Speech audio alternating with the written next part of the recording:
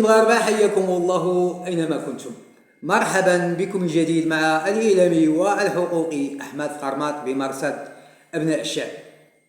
الخطاب الذي تلاه جلالة الملك محمد السادس حفظه الله يوم الجمعة 10 أكتوبر 2025 أمام البرلمان بمجلسيه بمناسبة انطلاق آخر سنة تشريعية خلال الفترة الانتخابية الحالية هو أكثر خطابات افتتاح دورات تشريعية ترقبا في عهد الملك محمد السادس حفظه الله. بعد سلسلة من الاحتجاجات امتدت لأيام بقيادة جيل زيد مطالبة فيها بتجويد الخدمات الصحية والتعليم وخلق فرص الشغل، بعد خطاب جلالة الملك محمد السادس حفظه الله العديد من المدونين والإعلام والصحافة ومجتمع مدني وكذلك شباب عبروا عن خيبة أملهم. كانوا يتوقعون أن تكون لغة الخطاب صارمة تجاه الحكومة، خاصة بعدما رفع شباب جيل زيد مطالب بإقالة الحكومة ومحاسبتها. هذه الأفكار أو التدوينات لا تخدم المصلحة العامة، بل تزرع الفتنة والتفرقة.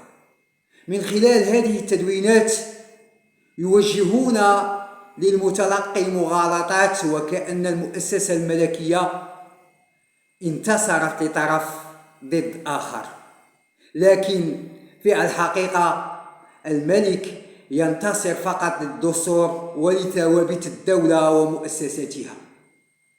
هذا عيب وعار على بعض المدونين وكل من يدعي أنه محلل سياسي. هو في الواقع يشارك المجتمع أفكار سلبية وسطحية تزيد من توتر البلاد وتهييج، خصوصا فئة من المحتجين أغلبيتهم شباب يفتقرون إلى تجربة سياسية كافية لفهم كيفية تدبير الحكم في المغرب وطبيعة المؤسسة الملكية وخصوصيتها.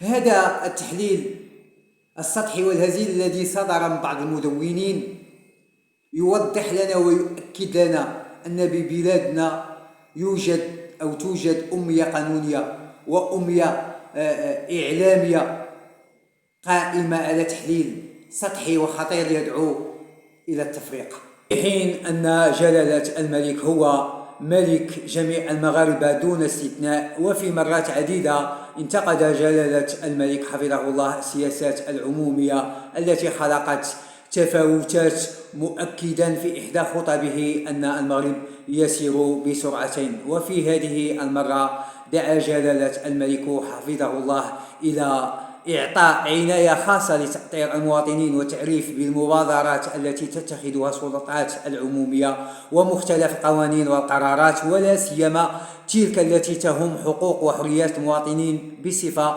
مباشرة، مؤكدا على أن هذه المسألة ليست مسؤولية الحكومة وحدها، بل إنما هي مسؤولية الجميع وفي مقدمتهم السادة البرلمانيين لأنهم يمثلون المواطنين، كما أنها أيضا مسؤولية الأحزاب السياسية والمنتخبين بمختلف المجالس المنتخبة وعلى جميع المستويات الترابية، إضافة إلى وسائل الإعلام وفعاليات المجتمع المدني وكل القوى الحية للأمة.